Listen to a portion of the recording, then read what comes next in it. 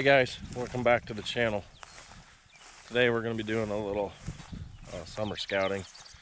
It's early. I'm going to be setting a couple cameras on several properties just to see what's here, see what we can figure out to try to nail down what properties we're going to really get serious about this fall.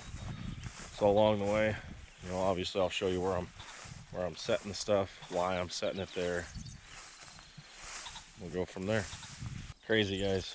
Usually this, well, you can see where the pond level usually is.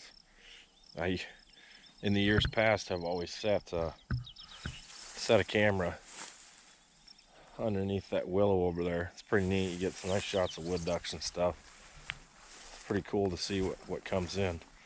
It might be a pretty good place to set a camera later in the year if we don't get any rain. Just turned into a frog pond now. The spot right up here, I put a camera on it the last, I don't know, 4 or 5 years. It's right on a trail. It's like I said, it's on that outside corner. Some of you guys watching will probably remember this from shed hunting. It's a good place to deer hunt. A real good place.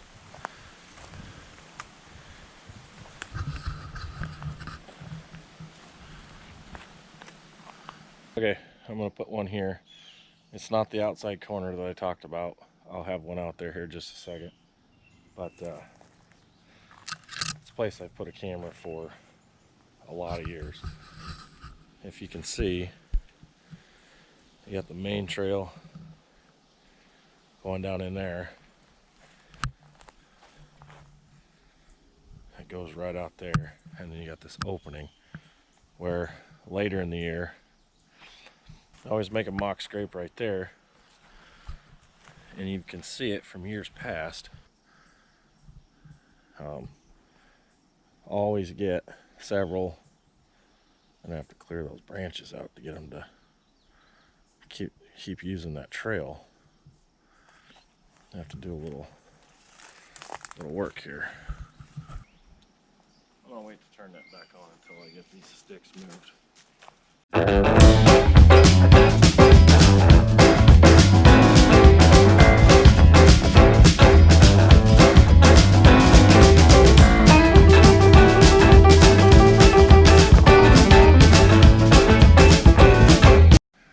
Cards in it.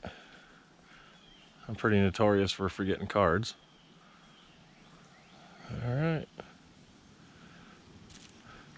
We'll come back in about a month, check them, leave them if they need to be left, or pull them if they need to be pulled. Sorry guys, if I sound like I'm huffing and puffing, it's because it's like 8:30 in the damn morning and it's already 90 degrees out.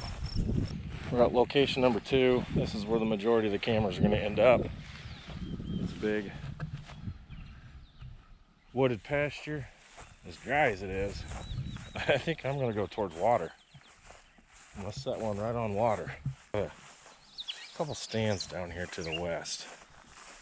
Down here to this creek, find a water. Hopefully something's running. Hopefully I got running water. I don't think I'll have it, but we'll see.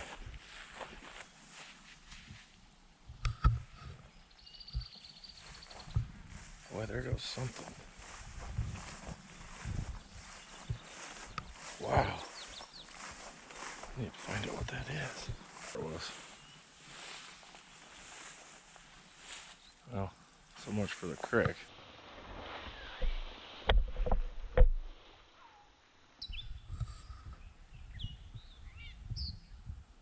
Nice buck.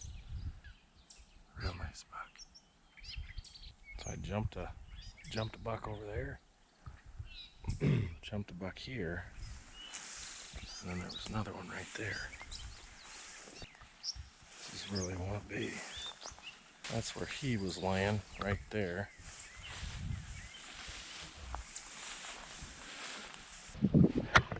Hot. I got the one camera straight down here to the south, directly on water. Got the one to the northeast.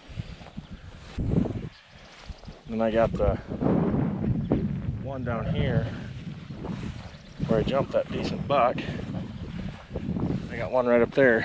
You can see on the outside corner. So we need to get out here and spray some thistles too. Already done it twice, but she looks like she's taking over. Going out today, so one more farm today, and we'll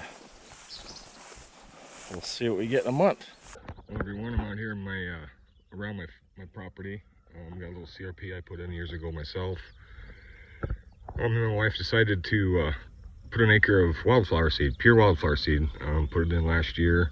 It used to be cornfield right up through here, and so we decided to put it in wildflowers, just pure wildflower seed, nothing with the DNR, anything like that. It's just pure native mix. We got right from a local seed dealer. It's really good stuff. Kind of spendy. Takes a little bit to get going. This is the second year on it. Found out one thing to do is on this, if you're ever going to try this, and it worked pretty good. I never got a good kill when I started it because of the time frame. Because it has to be these wildflower seeds have to be planted in a key time frame in May, like the end of May. There's some really cool stuff in here. Simply because of the total temperature, and you want the full as much as you can get growing by the end of, because they seed themselves out by the end of the season there. What I did is I just came in when it was all dried up in early spring before anything got green, and mowed it all down, and then crossways too, so it spread seed everywhere, and it worked out pretty good. This next year I'll probably thinking about just thatching a little bit and then running some more wildflower seed over it just to top seed it, thicken it up, because there's some varieties that are thin in here. But we got a bunch of milkweed too that we definitely let go for the monarchs, and there was one on here earlier when I walked through. Took a picture of it. I don't know if she's still on there or not, but because this stuff's few and far between anymore for the monarchs. One of our members of WIO actually has beehives. That's what he does on the side, and I'm thinking about talking to him if he wants to put one clear out here. He's a ways away, but right over there where my ranger is, if you can see that, I need to cut up that dead tree that fell a few years back. Right there would be perfect for beehives, I think. You could come in and out of here and not bother anything. Get some pollination going on here too. But there's a lot of different varieties, so I'd share it with everybody. It's a lot of hard work doing this stuff. It's the idea of just having habitat and enjoying it, I guess. Just would like to get more pollination going in this country. Yeah, I put this little buffer strip in several years ago, just on my own expense too. And then on the side of them trees, if you can see them, I don't film too much this kind of stuff, but on the other side I've got an acre clover too for the deer, and I need to mow all that down yet this summer and get it resprouting. And then I usually always put another 2 acres of annual food plots for fall and winter. We enjoy watching wildlife on a regular basis. We really enjoy it out here doing that. Anyway, but if you're looking at doing any of this, it's a little spendy for the seed, but once you get started, it's really beautiful. I think I really enjoy seeing this out there. Anyway, so I'd share with everybody. And that's about it. It got really hot here today. There's a really cool one right there. Them are really neat.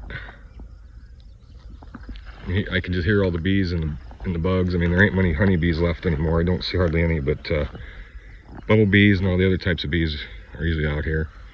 And of course the monarchs are starting to show up a little bit, but yeah, I started sharing that to everybody. Something I just do on the side, my spare time, just mess with stuff like this. Anyway, everybody have a great week ahead of you. And this is Dave from, well, you can actually call me Keebler also, but this is Keebler or Dave from Western Iowa Outdoors. Have a great week. Like I said, talk to you guys later.